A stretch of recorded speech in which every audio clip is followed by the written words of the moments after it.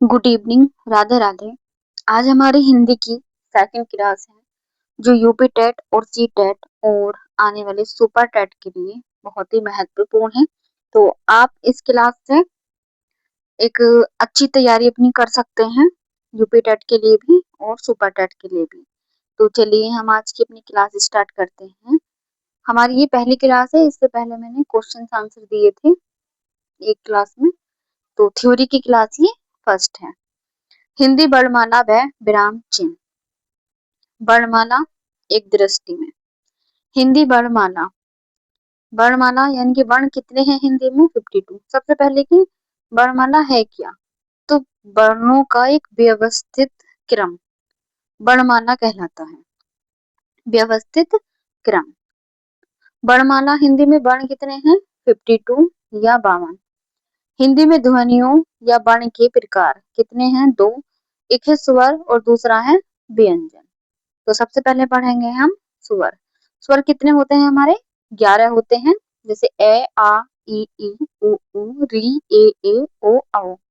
और इनकी मात्राएं कितनी होती हैं? 10। ए की कोई मात्रा नहीं होती है, बाकी स्वरों की मात्राएं होती हैं। इसलिए स्वर तो हमारे 11 होते हैं, लेकिन मात्राएं हमारी 10 होती हैं, क्योंकि ए की कोई मात्रा नहीं होती है। मात्रा के आधार पर स्वर के भेद 2 प्रकार के होते हैं। ह्रस्व स्वर, लघु स्वर या मूल स्वर। ये कितने होते हैं हमारे? 4 होते हैं। ए, ई, उ और री। मात्रा उच्चारण काल एक मात्रिक, यानी कि जो इनका मात्रा काल होता है वो एक मात्रिक होता है, ये इनकी एक मात्रा होती है। दूसरा है हमारा दीर्घ गुरु संधि स्वर, ये 7 होते हैं। वर्ण है हमारे आ, ई, उ, ए, ओ, औ। मात्रा उच्चारण काल द्विमात्रिक, यानी कि ये द्विमात्रिक होते हैं। प्लुत स्वर, प्लुत स्वर जो हमारे होते हैं वो संस्कृत भाषा में होते हैं, हिंदी में नहीं होते हैं। तो प्लुत स्वर हम हिंदी में नहीं पढ़ते हैं। दीर्घ स्वरों का वर्गीकरण। मूल दीर्घ स्वर, सजातीय या संधि स्वर। मूल दीर्घ स्वर को ही हम सजातीय या संधि स्वर कहते हैं। ये कितने होते हैं? 3 होते हैं। ए प्लस ए इजिकल टू आ, यानी कि जो आ है वो ए और ए से मिलकर बन रहा है। ई है तो वो ई और ई से मिलकर बन रहा है। ऊ है वो ऊ और ऊ से मिलकर बन रहा है। तो आ, ई और ऊ हमारे क्या हो गए? ये दीर्घ स्वर हो गए। कितने? 3। संयुक्त दीर्घ स्वर या विजातीय संधि स्वर। संयुक्त दीर्घ स्वर को ही हम विजातीय संधि स्वर भी कहते हैं। ये कितने होते हैं? 4 होते हैं। ए, ओ, ए और औ। यानी कि ए हमारा किससे मिलकर बन रहा है? ए और ई से। ओ मिलकर बन रहा है ए और ऊ से। ए बन रहा है ए और ए से। और औ हमारा बन रहा है ए और ओ से। तो हमारे संयुक्त या दीर्घ स्वर या विजातीय संधि स्वर कितने होते हैं? 4 होते हैं। कभी कभी एग्जाम में इनका इनके वर्ण पूछ लेते हैं कि कौन कौन से हैं। कभी पूछ लेते हैं कि संयुक्त दीर्घ स्वर कितने होते हैं, तो 4 होते हैं। दूसरा है हमारा व्यंजन। जितने भी स्वर हैं उन सबको छोड़कर जितने भी बाकी बचे शब्द हैं वो सारे क्या होते हैं? हमारे व्यंजन होते हैं। तो कुल व्यंजनों की संख्या हमारी क्या है? 39। और मूल व्यंजनों की संख्या 33। स्पर्श व्यंजनों की संख्या 25। अंतस्थ व्यंजनों की संख्या 4। ऊष्म व्यंजनों की संख्या 4। संयुक्त व्यंजनों की संख्या 4। उच्छिष्ट द्विगण व्यंजनों की संख्या 2 होती है। इन्हें हम आगे थ्योरेटिकल भी पढ़ेंगे, पूरी थ्योरी पढ़ेंगे इनकी। तो मूल व्यंजनों की संख्या कितनी है? 33। जिसमें मूल व्यंजनों की संख्या कितनी है हमारी? 33। वर्ग, वर्ग बने होते हैं क वर्ग, च वर्ग, ट वर्ग, ता वर्ग, पा वर्ग। कैसे स्टार्ट करते हैं हम और हमारे वर्ग चलते हैं? कितने होते हैं हमारे वर्ग? इसमें 5 वर्ग है हमारे, क वर्ग, च वर्ग, ट वर्ग और ता वर्ग, पा वर्ग। वर्ण नाम व्यंजन वर्णों की संख्या।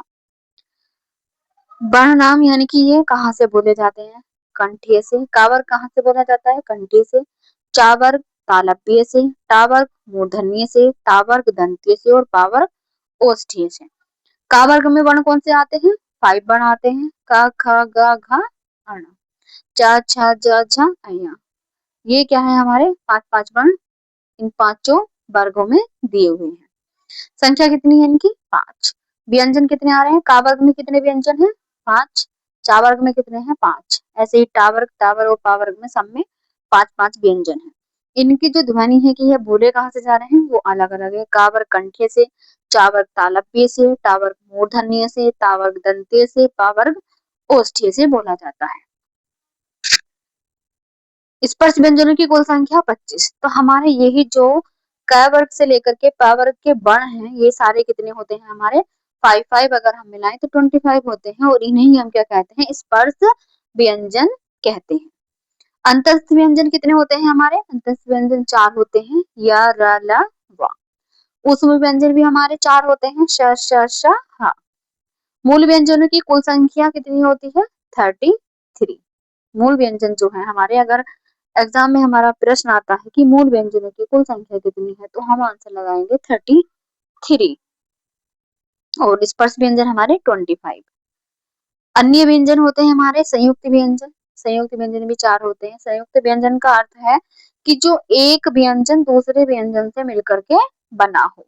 छ, त्र, ज्ञ, श्र ये एक दूसरे से मिलकर के बने हुए हैं, दूसरे व्यंजन से मिलकर बने हुए हैं, इन्हें संयुक्त कहा गया है। दो वर्णों को संयुक्त करके बनाया गया व्यंजन संयुक्त व्यंजन कहलाता है। उत्क्षिप्त द्विगुण व्यंजन, जो इनकी संख्या कितनी होती है? 2 होती है, ढ और ढा। बेसिकली इनका कोई ज्यादा यूज होता नहीं है, लेकिन ये द्विगुण व्यंजन कितने होते हैं? 2 होते हैं। व्यंजनों की कुल संख्या 39। अगर मूल व्यंजनों की संख्या हमसे पूछी जाती है तो हम 33 बोलेंगे और व्यंजनों की कुल संख्या पूछी जाती है तो हम 39 बोलेंगे। अयोगवाह वर्णों की संख्या कितनी है? 2। अयोगवाह क्या कौन से होते हैं? अंगा और आहा। इनका कोई ज्यादा यूज है नहीं अयोगवाह का, लेकिन पूछ लिया जाता है कि अयोगवाह की संख्या कितनी है तो 2 है। अयोगवाह हिंदी की वर्णमाला के अनुसार अनुस्वार तथा विसर्ग को ए का आधार लेकर अंग तथा आहा के रूप में दिखाया जाता है। वस्तुतः ये स्वर ध्वनियां तो नहीं, यह परंपरागत ढंग से इन्हें स्वरों में गिनाया जाता है। संस्कृत व्याकरणों ने इन्हें अयोगवाह कहा है। अनुस्वार और विसर्ग दोनों स्वर भी हैं, व्यंजन भी हैं। आचार्य किशोरी दास वाजपेयी इन्हें अयोगवाह कहते हैं। कभी कभी ये क्वेश्चन पूछ लिया जाता है कि अंग और आहा को अयोगवाह किसने कहा है, तो आचार्य किशोरीदास वाजपेयी ने इन्हें अयोगवाह कहा है। जो योग न होने पर साथ रहे उन्हें अयोगवाह कहते हैं। इसकी डेफिनेशन है कि जो योग न होने पर साथ रहे उन्हें अयोगवाह कहते हैं। हिंदी वर्णमाला की कुल वर्णों की संख्या कितनी है? तो वो है 52। मूल स्वरों की संख्या कितनी है? 11 प्लस अयोगवाह वर्णों की संख्या 2 प्लस व्यंजनों की संख्या 39 और पूरे जो हमारे वर्ण हो गए वो कितने हो गए? 52। तो इसी तरह से हमारी जो वर्णमाला में कितने वर्ण हैं? तो हैं हमारे 52। तो आज की हमारी फर्स्ट क्लास थी ये। आपको क्लास कैसी लगी आप जरूर बताना और आगे मैं हिंदी की थ्योरी क्लास भी लेकर के आऊंगी और आपको क्लास अच्छी लगी हो तो कमेंट करना, शेयर करना। Thank you.